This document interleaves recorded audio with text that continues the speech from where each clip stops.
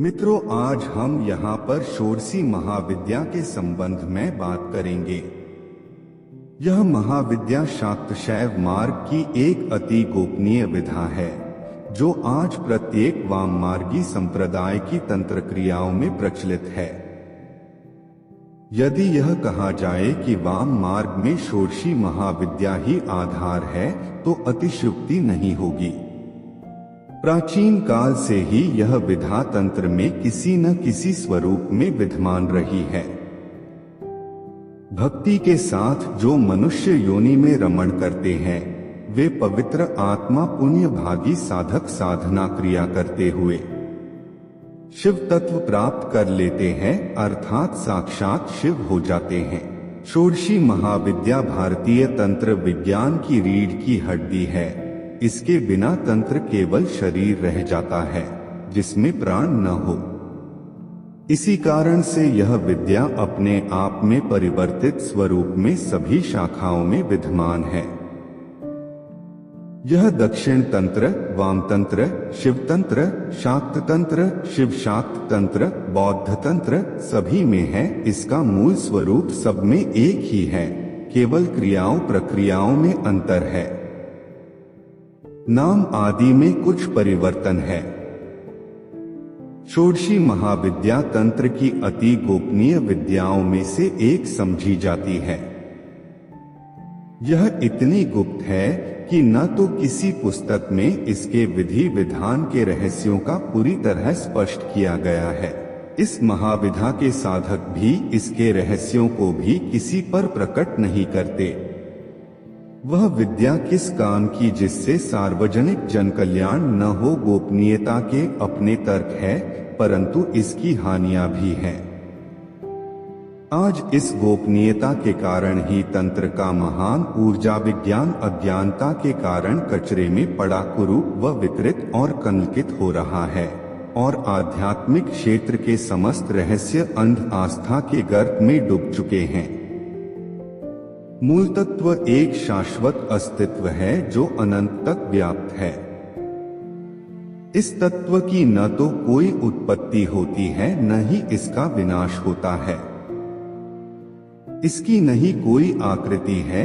यह परम तेजमय सूक्ष्मतम विरल एक तेजोमय तत्व है, जिसका कोई गुण नहीं होता है। यह अव्यक्त प्रकृति है। इसमें एक बिंदु पर विस्फोट होता है। उपनिषद इसको विकोचन कहता है, और उस मूल तत्व कहा कि इच्छा से होता है, क्योंकि दूसरा तो कोई है ही नहीं जो उसे इस क्रिया को करने का आदेश दे सके। इस बिंदु से एक हलचल उत्पन्न होती है और भंवर बन जाती है, जो चक्रवात की संरचना की भांति ऊपर उठता है। वह आकृति योनि जैसी होती है, जिसमें शंक्वाकार मीनार जैसी संरचना ऊपर उठती है। यह संपूर्ण संरचना इतनी तीव्र गति से नाच रही होती है कि इसकी गति का अनुमान लगाना मुश्किल भी है और असंभव भी है। इस नृत्य से यह कामातुर हो जाती है। आधुनिक शब्दों में कहें तो घृणन कारण मूल तत्व के तेजोमय होने के कारण इस पर घना आवेश उत्पन्न होता है। इसकी प्रतिक्रिया स्वरूप इसके ऊपर इसकी प्रतिकृति उत्पन्न हो जाती है, जो विपरीत आवेश से युक्त होती है। तंत्र में इसे सदाशिव के लिंग की उत्पत्ति कहा गया है। अपने विपरीत आवेश के कारण दोनों एक दूसरे में समा जाते हैं और कुछ निश्चित नियमों के कारण प्रति संलग्न हो जाते हैं, अर्थात एक दूसरे में समाये हुए आघात प्रतिघात करने लगते हैं। इससे एक ऊर्जा परिपथ बन जाता है और इसमें अपार ऊर्जा की उत्पत्ति होने लगती है। तत्वरूपी शाश्वत पुरुष की प्रकृति घोर निराकार है। सृष्टि के समय वही परब्रह्म प्रकृति एवं पुरुष रूप धारण करते हैं। परमाशक्ति उत्पन्न होते ही अपने निज सुख की कामना से स्वयं से भिन्न महादेव से कहा कि तुम मुझ में उपगत हो जाओ। आदियोनि की उत्पत्ति सदाशिव से होती है। इसमें कोई नई उत्पत्ति नहीं होती, वह मूल तत्व ही नृत्य करता हुआ अपने अंदर योनिरूप कला को उत्पन्न करता है। इसमें केवल उसी की धाराएं नाच रही होती है। इसलिए यह आदिरूपा सृष्टि, जिसे कोई आधा कहता है तो कोई महामाया बीज तो कोई केवल बीज कहता है, और कोई आघा महाकाली उस सदाशिव से भिन्न नहीं है। अगर हम यह ध्यान से देखें तो हम भी यही हैं। हम अपने शरीर को देखें तो यह सत्य स्पष्ट नजर आएगा। हमारे शरीर में कमर की हड्डी और उसके बीच में मूलाधार योनि रूप ही है, जिसका लिंग गर्दन के रूप में बाहर निकला हुआ है। हमारे कंधे शिव के लिंग आधार भाग है। इसका शीर्ष हमारे मूलाधार के लिंग केंद्रीय सूक्ष्म लिंग से टकरा रहा है।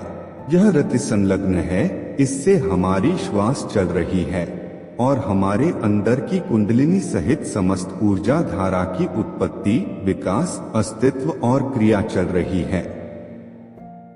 हमारी गर्दन से निकला योनि लिंग घूर्णन के कारण पुनः एक योनि चक्र बना लेता है और पुनः इसके अनुसार शिवलिंग उत्पन्न होता है और इसमें समा जाता है।